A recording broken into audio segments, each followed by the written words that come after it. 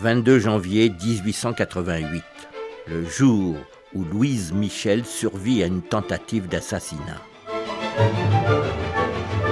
Par Frédéric Lévineau, journaliste au Point. De nos jours, Louise Michel est quasiment tombée dans l'oubli.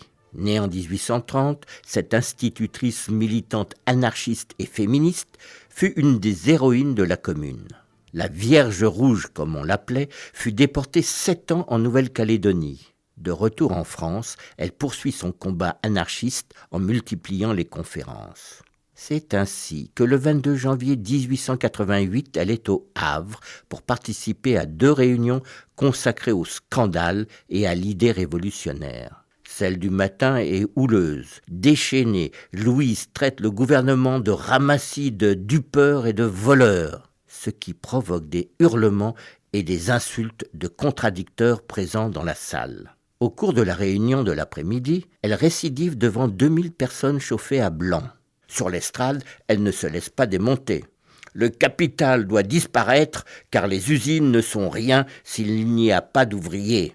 Quand elle se rassoit, un homme dans le public demande la parole. Le président de la séance l'invite à rejoindre la tribune. L'homme est en colère.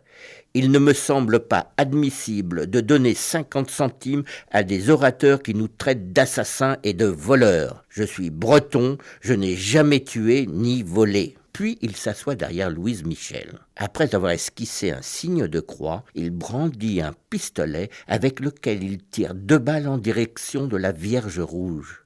Sans doute Dieu est-il anarchiste, car une balle ne fait que traverser son chapeau, tandis que l'autre se loge dans son crâne, mais sans causer de dégâts. L'homme est immédiatement maîtrisé. Il s'agit d'un certain Pierre Lucas, un breton fervent catholique.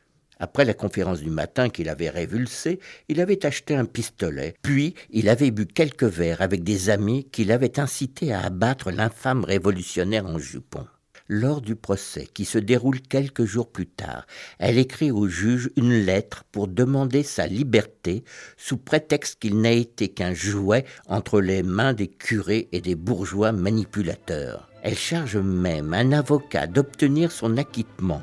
Remis en liberté, Pierre Lucas meurt 2 ans plus tard de la tuberculose.